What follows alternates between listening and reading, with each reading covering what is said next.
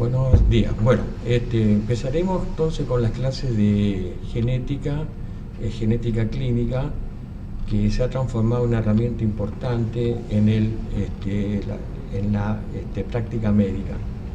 Entenderemos que a partir, digamos, del proyecto Genoma Humano se ha aumentado en forma exponencial el conocimiento de las enfermedades genéticas, ha sido una herramienta importante para el diagnóstico y además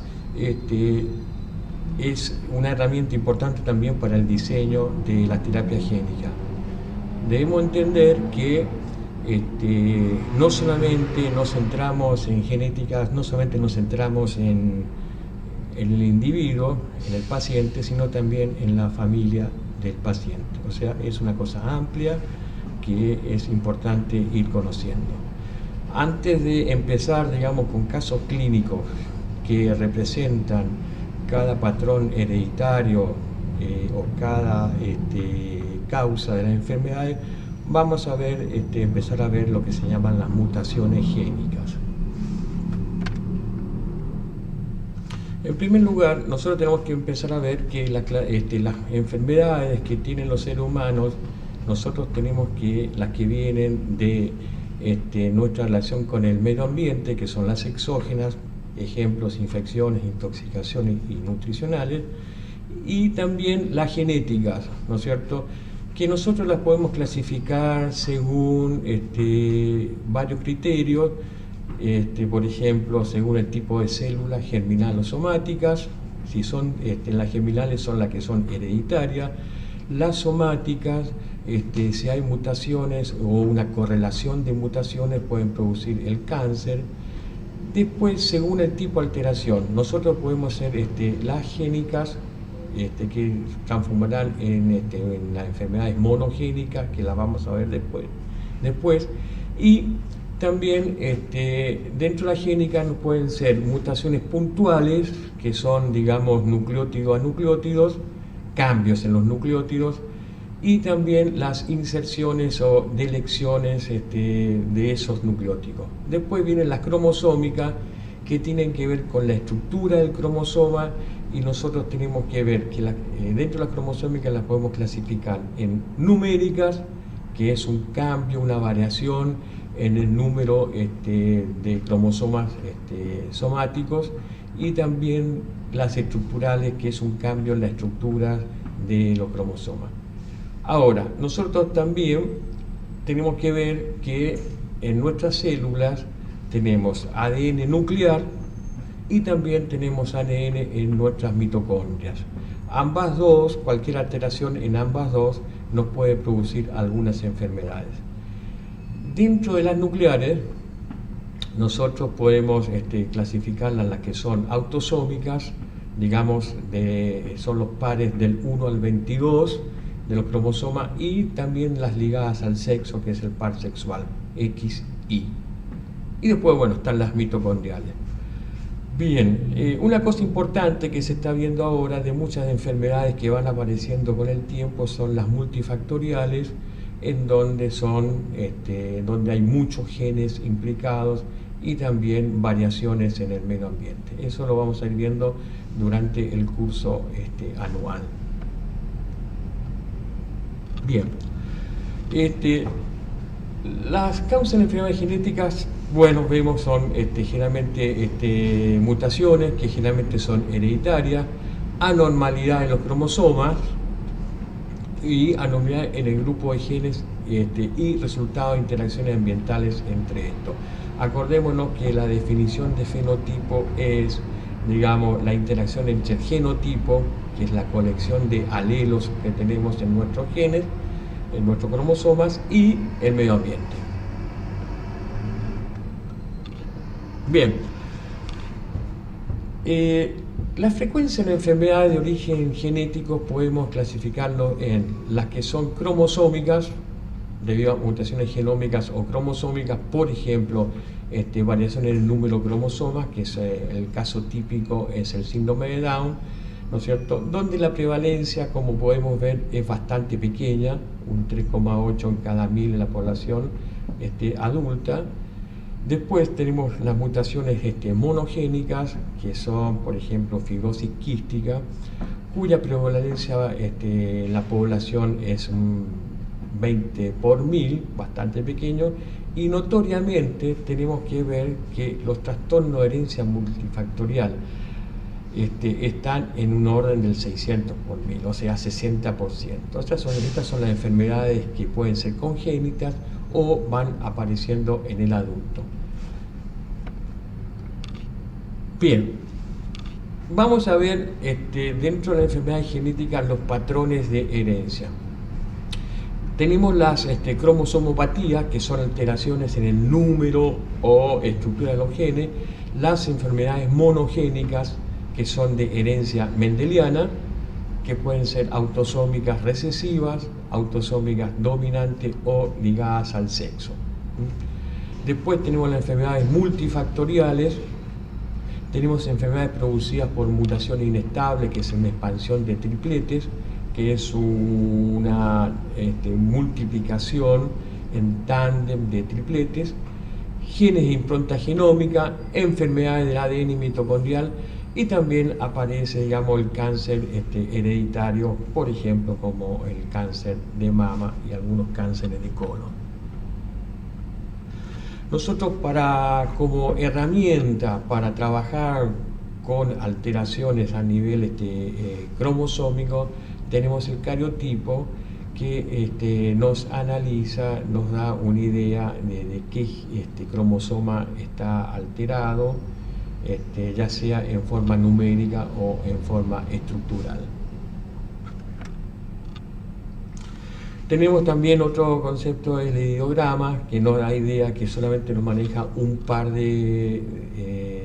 de los pares de los cromosomas, que nos maneja la idea del bandeo cromosómico, que nos permite ubicar más o menos dónde se puede encontrar el gen en cuestión. Acá lo podemos ver, está el brazo y el bandeo que se usa para ubicar el locus del gen. Bien, vamos entonces a ver el concepto de mutaciones, ya habiendo hecho, digamos, una introducción a la parte, digamos, genética de los cromosomas. Entender que una mutación es cualquier cambio en la secuencia de nucleótidos, ¿no es cierto?, en el ADN. Acordémonos que el ADN es una secuencia de nucleótidos en donde hay un código genético que está representado, digamos, por los tripletes, que son transcriptos al ARN mensajero, que nos da la idea, digamos, de la ubicación de los aminoácidos en la estructura de una proteína. Entonces cualquier mutación nos va a cambiar, digamos, el código genético del triplete, y por lo tanto en última instancia va a cambiar, digamos, la ubicación de un aminoácido dentro de la estructura de la proteína. Bueno, las mutaciones pueden ser, digamos, a nivel de células somáticas. Estas, por supuesto, no son hereditarias. Las que son hereditarias son las mutaciones en la línea germinal, son las que van a producir en última instancia las gametas. Entonces estas son las que se transmiten a la siguiente generación. Dentro de las somáticas, digamos, lo que se puede producir, digamos, en última instancia son afecciones a células o grupos de células que aparecen, digamos, después de la edición mitótica de la primera que se fue afectada, y lo que puede producir en última instancia enfermedades como el tipo cáncer y otras más, ¿no es cierto? Esas no se heredan, y en última instancia también nosotros vamos a conocer acá que se produce un mosaico. Atendiendo por mosaico la consecuencia de tener distintas poblaciones celulares con distinta información genética. Bueno, causa de las mutaciones, o sea, pueden ser espontáneas, se producen, digamos, en forma natural, es normal en el individuo, digamos, hay una tasa de mutación estandarizada. Normalmente estas mutaciones son corregidas por distintos mecanismos, pero suceden continuamente en nuestra célula. Y después están las mutaciones inducidas, que se producen por agentes mutagénicos que pueden ser químicos o físicos. Esas son las causas de mutaciones más importantes. Entonces, resumiendo, nosotros podemos ver que las mutaciones fueron moleculares o génicas, que son por sustitución de bases, o sea, de nucleótidos, o inserción o delección de nucleótidos, que nos hace un cambio en el marco de lectura en el código genético. Después están las mutaciones cromosómicas, que pueden ser inversiones, delecciones, translocaciones de segmentos de los cromosomas. Esto es a nivel de estructura cromosómica. Y también dentro de los cromosomas tenemos las mutaciones que son numéricas. Las numéricas nos producen, digamos, una poliploidía o aneuploidía. Estos conceptos los vamos a ir viendo durante el curso. Bien, entonces, mutaciones génicas se producen por alteración en la secuencia de nucleótidos de un gen. Esto se puede ver por varias causas, por sustituciones, pérdida de nucleótidos, inserción de nucleótidos, eso se llama mutaciones génicas. La tasa media de mutaciones génicas es aproximadamente 1 elevado a 10 elevado a 6 mutaciones por locus por generación, ¿no es cierto? Es bastante pequeña, pero es una estandarización. Hay una gran variación, depende de varios factores también. Estos factores, digamos, los tamaños que inciden en la tasa, los factores que inciden en la tasa puede ser tamaño del gen, fracción de los alelos mutantes, edad y sexo del progenitor, los mecanismos de mutación y aparte la presencia o ausencia de puntos calientes, digamos, son puntos en donde las tasas aumentan en la mutación, por ejemplo, como los nucleótidos metilados de citosina guanina, en el gen la tautomerización, despurinización o desaminación de los nucleótidos. Eso genera, digamos, un cambio en la información genética, más bien dicho, en el código genético. Bien, vamos a ver un poco con respecto a la mutación. Las mutaciones en sí mismas no son deterministas, digamos, para una necesidad adaptativa. Generalmente, para un individuo o un organismo adaptado, la mayoría de las mutaciones son perjudiciales y son eliminados por diversos mecanismos reproductivos. Otras mutaciones que no interfieren, son inocuas al desarrollo, se incorporan como un alelo más dentro del genotipo, esparciéndose en la población a través, digamos, de generaciones reproductivas. Este alelo nuevo puede ser la clave, digamos, adaptativa de la población a nuevos requerimientos ambientales. ¿Esto qué quiere decir? Quiere decir que las mutaciones no son a pedido según la variación del medio ambiente. Un individuo o una especie se va a poder adaptar si ya dentro de su genotipo cuenta con ese nuevo alelo que es una nueva mutación. Esto tiene que ver, digamos, con selección natural y evolución. La selección natural es una presión del medio ambiente hacia las poblaciones, que éstas pueden responder o no a esa presión ambiental si tiene el genotipo acorde, ¿no? O sea, que le dé respaldo a esa presión. Bueno, todo esto de la selección natural en última instancia incide, digamos, en lo que es la evolución de las especies humanas.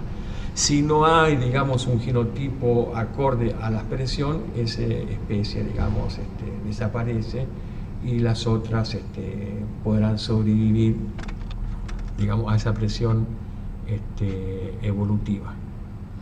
Bien, veamos ahora caracterizar estas mutaciones. Las mutaciones nosotros, por ejemplo, que son cambios de nucleótidos a nivel de ADN, tenemos las transiciones que se hacen entre las bases del mismo tipo. Por ejemplo, un nucleótido de base púrica por otra púrica o una pirimídica por otra pirimídica. Esas son transiciones. Y después están las transversiones, que es el cambio de una base púrica por una pirimídica o viceversa, ¿no es cierto? Esa es la idea, digamos, de una primer clasificación de las mutaciones. Bueno, las mutaciones, por ejemplo, como habíamos dicho, genera, digamos, en última instancia un cambio en los aminoácidos, en las proteínas, y bueno, un caso típico es la anemia falciforme, que es el glutamato sustituido por una valina, por lo tanto cambia la estructura de la hemoglobina y produce la anemia falciforme. Bien,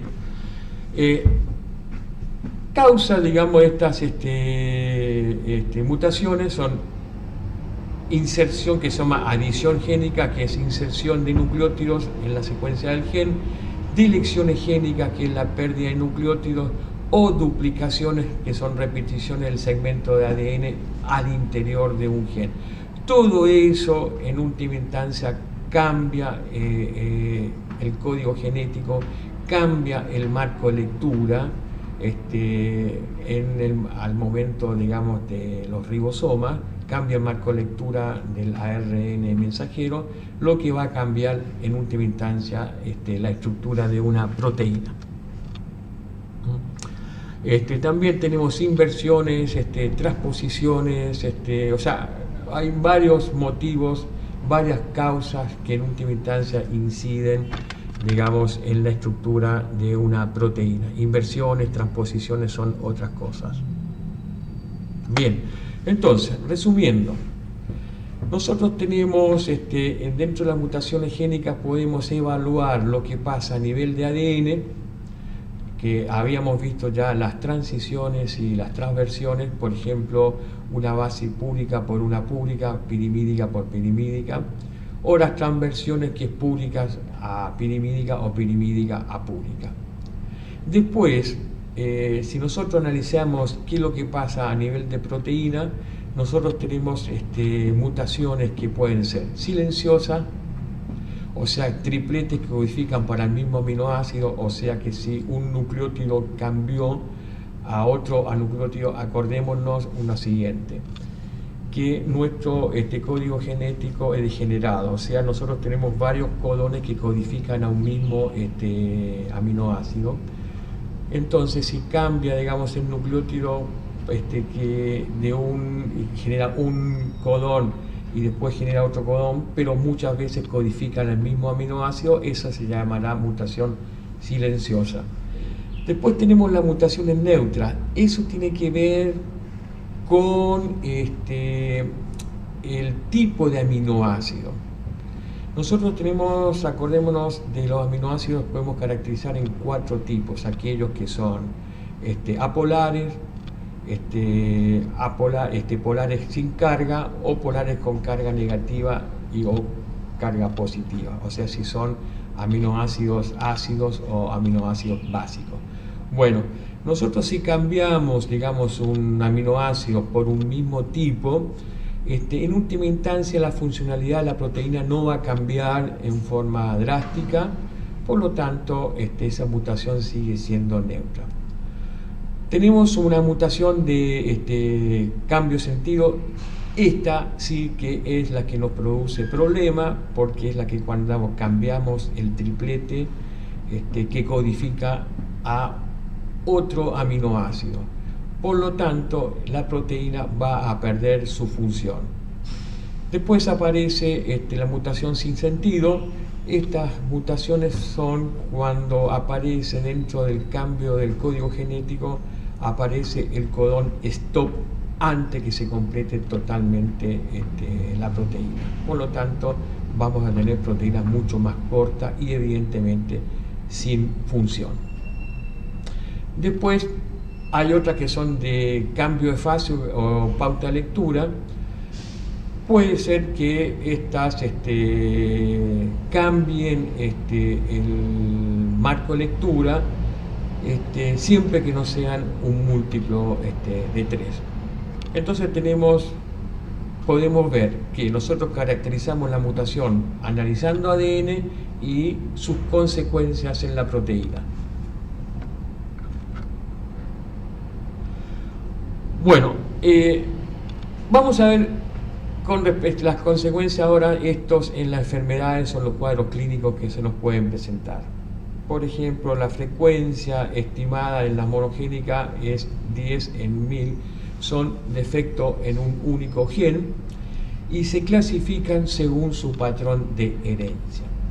Autosómicas recesivas, autosómicas dominantes y ligadas al sexo.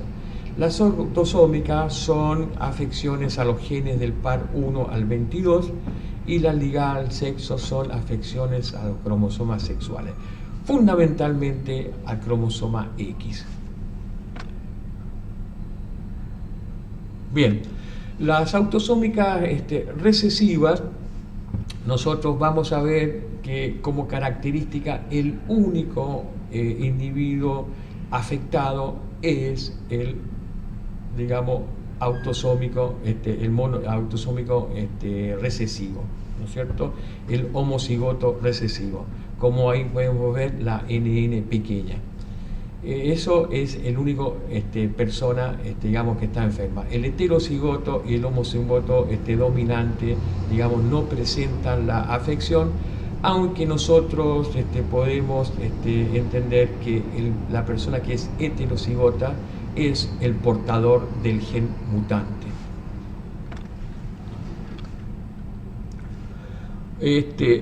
Ejemplos: fibrosis quística, los caucásicos, el Tay-Sachs, que son judíos askenazis, eso nosotros lo podemos ver por grupos étnicos. ¿Por qué? Porque las enfermedades de tipo recesivo, ¿no es cierto?, ese gen se va escondiendo dentro del genotipo, porque es recesivo, y aparecen y empiezan a propagarse, digamos, familiarmente en primer lugar, después poblacionalmente y después, digamos, en grupos étnicos y en grupos geográficos. Acá estamos viendo fibrosis quística en los caucásicos, el Tay-Sachs en los judíos askenazis, talasemia muy común en el Mediterráneo y también anemia falciforme dentro de las poblaciones africanas. Veamos características del autosómico dominante. El individuo enfermo es el heterocigoto y el individuo normal es el homocigota recesivo, como estamos viendo. Estas enfermedades autosómicas dominantes tienen una característica: el que es homocigota dominante es letal, digamos, tiene mucha carga génica y generalmente son letales. En términos generales podemos decir ahora lo siguiente: en todas las proteínas que son de tipo estructural prevalecen las autosómicas dominantes, y en todas las proteínas que tienen carácter funcional como enzimas o receptores a nivel de membrana normalmente son autosómicas recesivas. Eso en términos generales. Por ejemplo, dominante, vamos a ver síndrome de Marfan, osteogénesis imperfecta, que son casos que vamos a ver más adelante. Otros son la braquidactilia, neurofibromatosis, retinoblastomas, que son cáncer a nivel retina, y otras más. Esas son directamente, por ejemplo, síndrome de Marfan, son proteínas estructurales, al igual que la osteogénesis imperfecta, en donde está afectada, por ejemplo, la colágena de tipo 1. y las enfermedades ligadas al sexo. El riesgo es distinto según el sexo. ¿Por qué llamamos enfermedades ligadas al sexo? Porque se presentan mucho más en la población masculina que en la población femenina. Esto se debe a lo siguiente: se debe a que el hombre tiene un X y no tiene como contrapartida el otro alelo, que puede ser el sano y aparte puede ser dominante.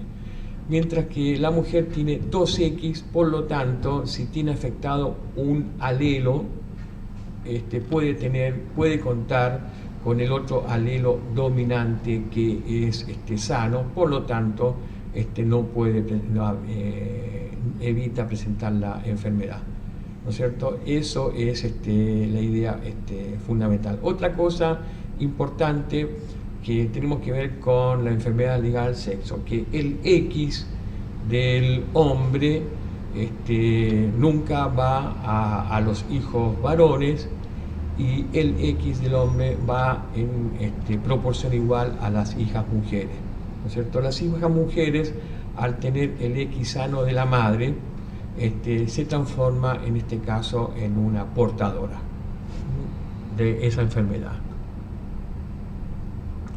¿no es cierto? Entonces, las recesivas, podemos ver ahí la persona que es XY es un afectado directamente por tener solamente el único X, digamos, enfermo.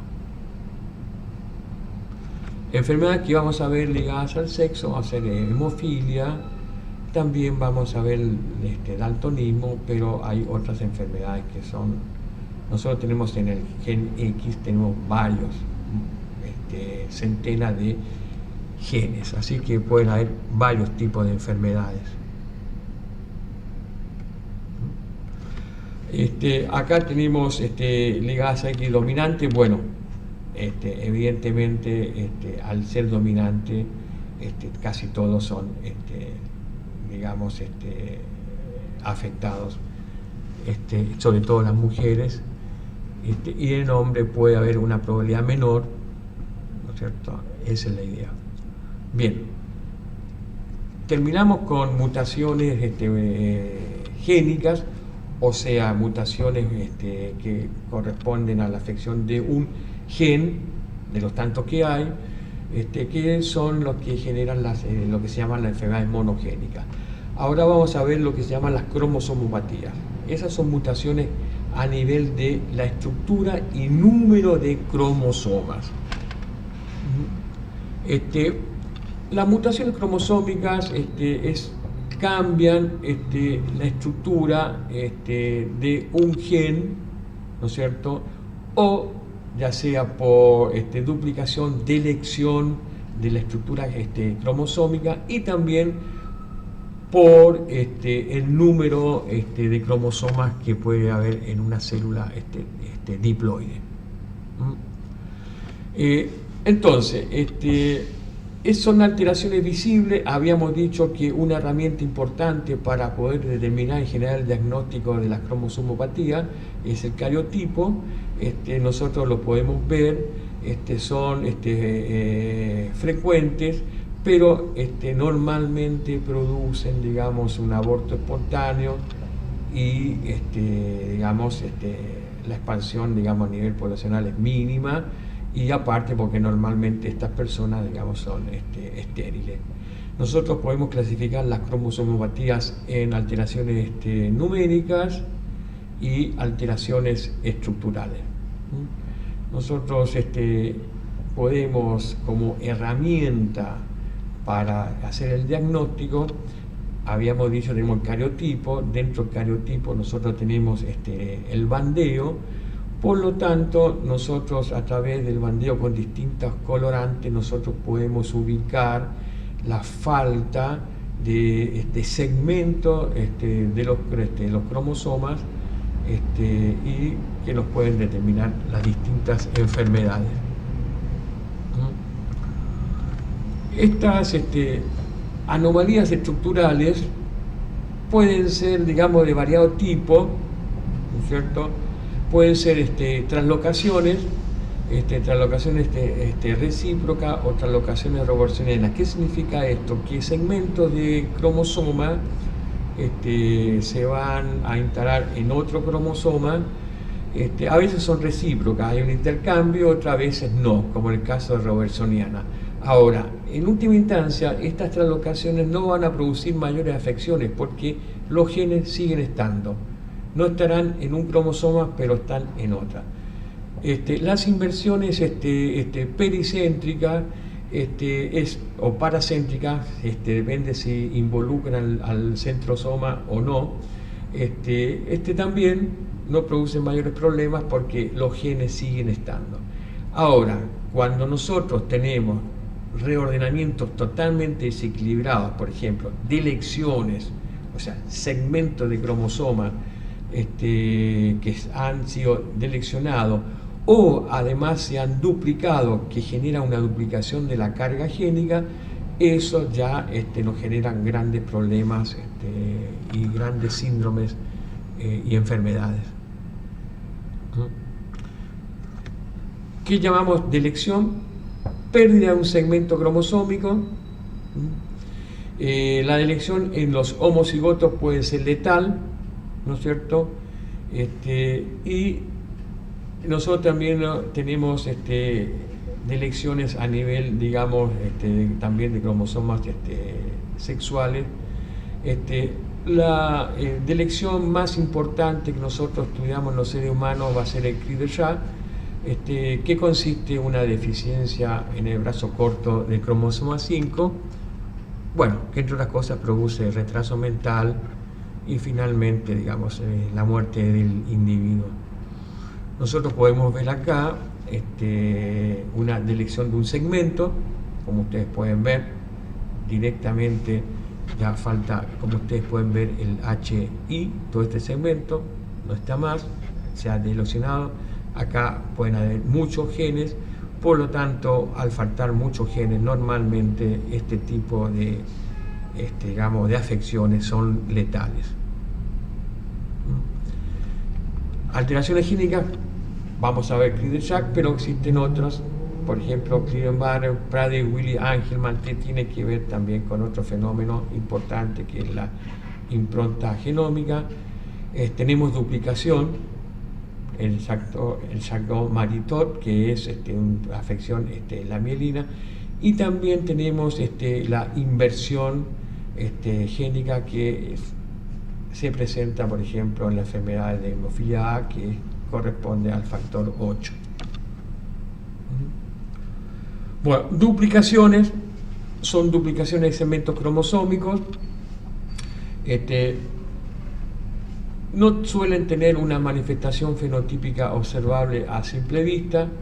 Es una reorganización de tipo estructural, duplica, pero normalmente hay que tener en cuenta de que las duplicaciones generan una carga génica, o sea, un aumento en la concentración de proteínas, y bueno, eso puede también generarnos problemas. O sea, dentro de nuestra fisiología, nosotros tenemos que tener lo justo, ni pocas proteínas ni muchas.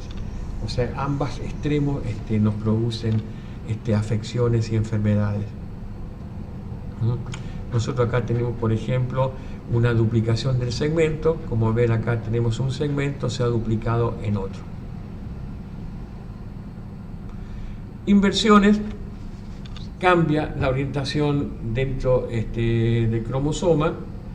Estos son pericéntricas, se incluyen al centrómero, y paracéntricas, bueno, si están en uno de los dos brazos, o sea, no afectan al centrómero. ¿No es cierto? Tenemos las inversiones simples, ¿no es cierto? Que acá nosotros hemos cambiado, como ustedes pueden ver, el H acá está abajo y ahora está arriba, ¿no es cierto? Y ese es un caso.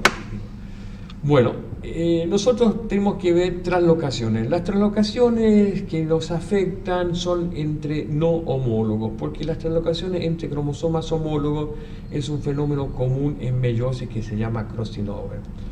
Bueno, entre no homólogos pueden ser recíprocas ocurre entre dos cromosomas que intercambian fragmentos, o una transposición. Directamente aparece un fragmento que pasa de un cromosoma a otro. Eso hace que a veces que los cromosomas, algunos sean más grandes, otros más chicos. Eso evolutivamente se puede dar debido, digamos, a la como consecuencia de las translocaciones. Esto directamente pasa a un segmento de un lado a otro. Eso es lo que se llama una translocación entre no homólogos. Una translocación robertsoniana es una translocación también entre segmentos cromosómicos no homólogos. Acá el más típico y el que justamente es una de las causas del síndrome de Down. Nosotros, el cromosoma 21, cuyo brazo largo es el más importante, directamente se trasloca hacia el brazo 14, digamos, acá no hay reciprocidad, directamente pasa de un lado a otro. Entonces vamos a ver que cuando haya la producción de gameta, vamos a tener en una gameta determinada un cromosoma 21 segmento, vamos a tener en el cromosoma 14, si esto se agrega junto con esto, vamos a tener 2,21, y bueno, cuando aparece, digamos, el tercer 21 de la gameta masculina, en este caso, es lo que se va a llamar el síndrome de Down, como está caracterizado acá, ¿no es cierto? Puede ser normales, pero nosotros acá tenemos, por ejemplo, de 1, 2 y 3 tenemos justamente el síndrome de Down. Bien, alteraciones numéricas ahora. Las alteraciones numéricas son alteraciones en el número de cromosomas, digamos, propio en una especie. Nosotros somos individuos diploides, nuestro número cromosómico es 2n igual 46 en las células somáticas.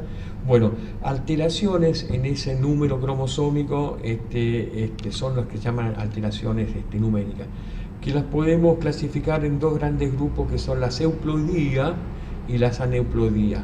¿En qué consiste la euploidía? Las euploidías consisten en un múltiplo de la dotación básica cromosómica. Nuestra dotación básica cromosómica es 23. Nosotros somos individuos disómicos, ¿no es cierto? O diploides. O sea, nosotros tenemos dos pares de cromosomas por cada número, ¿no es cierto? Nosotros, cuando aparece un tercer cromosoma o una tercera serie de cromosomas, ya estamos hablando de las poliploidías. Las poliploidías pueden ser trisomías, tetrasomías. En los animales, esta afección es letal. Nosotros somos a lo sumo diploides. Ya la poliploidía, o sea, la triploidía, ya sea por un fenómeno que se llama poliespermia, es letal. Mientras que nosotros podemos ver que en el reino vegetal es una cosa muy común. Eso, y las definición de aneuploidía son una variación en el número diploide de cromosoma en las células somáticas. Por ejemplo, nosotros en las células somáticas tenemos 46 cromosomas. Cualquier variación de eso es una aneuploidía. Podemos tener, por ejemplo, en el caso de Klinefelter, tenemos un X+, eso sería una aneuploidía. Tenemos en el caso del síndrome de Down un cromosoma más, eso es una aneuploidía. Ahora, habíamos dicho que nosotros, al ser diploides, nuestros cromosomas podemos caracterizarlos como disómicos, o sea, hay dos cuerpos por cada par cromosómico. Cuando hay uno más, empezamos a hablar de trisómico o tetrasómico, y si falta uno, podemos hablar de monosomía. Hay un solo cromosoma, uno de los dos homólogos. Poliploidía Por ejemplo, tenemos 69, ahí está caracterizado, 69XXX o 69XXY, es letal. Causa, digamos, la polispermia, el ingreso de 2 espermatozoides, o también fallos en la división cigótica, o sea, en la primera división mitótica se produce este fenómeno. Y después están las aneuploidías, que son autosómicas o en los cromosomas sexuales. Eso, variación en el número. Estas aneuploidías, tenemos que es un fenómeno que surge por una mala segregación en la división meiótica o mitótica, o sea, una mala segregación de los cromosómicas. O sea, hay una migración errada en los cromosomas en esta división mitótica o meiótica. Bueno, poliploidía habíamos dicho letales, que pueden ser tri, tetra, penta, ploide, son letales.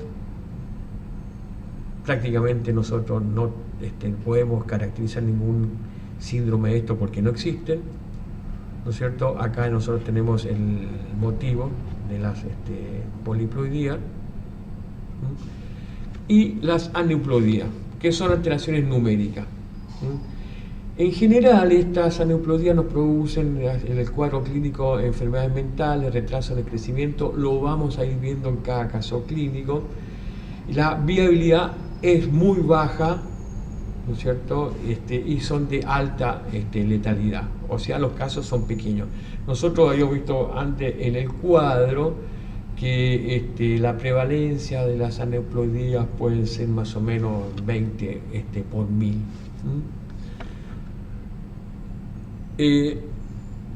Hay una diferencia importante a ver con respecto a estas aneuploidías entre los cromosomas autosómicos y los sexuales.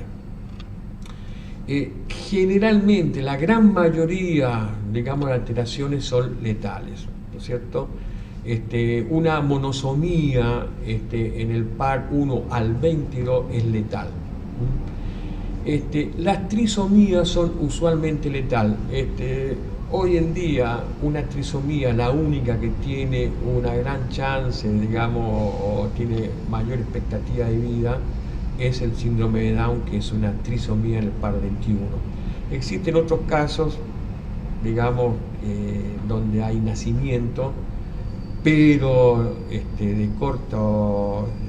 de corta vida, es la trisomía del par 13 y en el 18, que es el síndrome de Patau y Edwards, ¿no es cierto?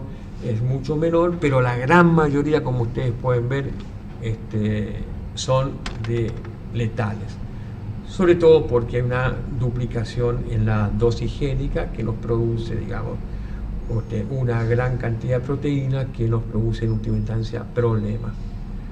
Ahora, en las alteraciones, digamos, numéricas en los homosexuales, se da el caso siguiente. La viabilidad es alta por dos motivos.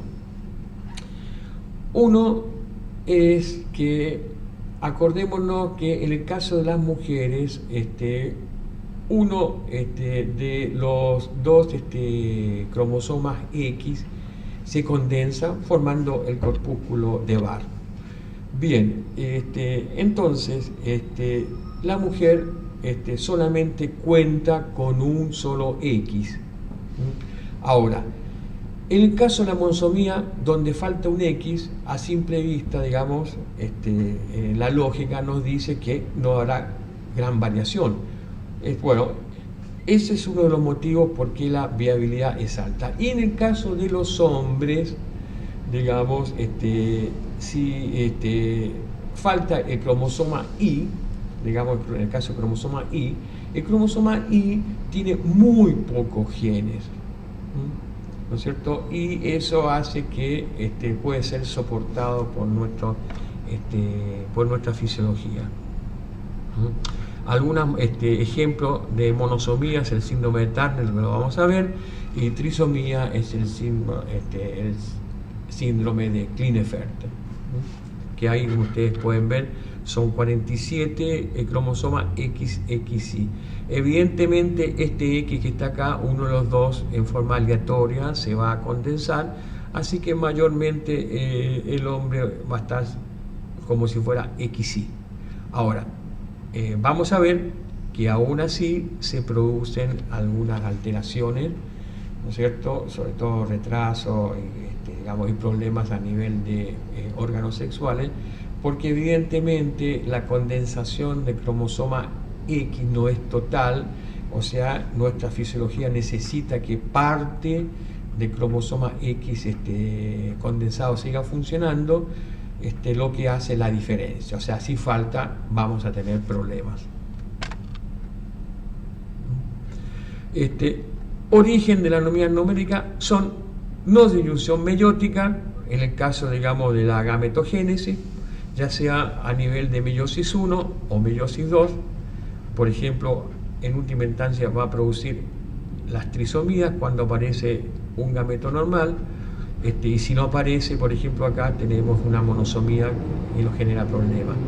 Y en el caso de la meiosis 2 también vamos a tener el caso de las trisomías y también de las monosomías. O sea, en ambos casos, ya sea meiosis 1 o meiosis 2, son una mala disyunción de los cromosomas, es el origen de estas anomalías de tipo numérica.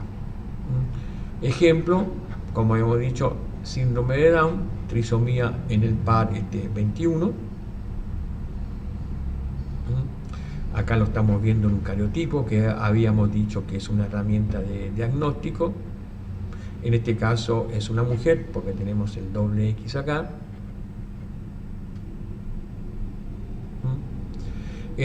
Las aplaudías, ¿qué es lo que acá llamamos aplaudías? Aplaudías son células que tienen la dotación básica de cromosomas que contienen todos los genes.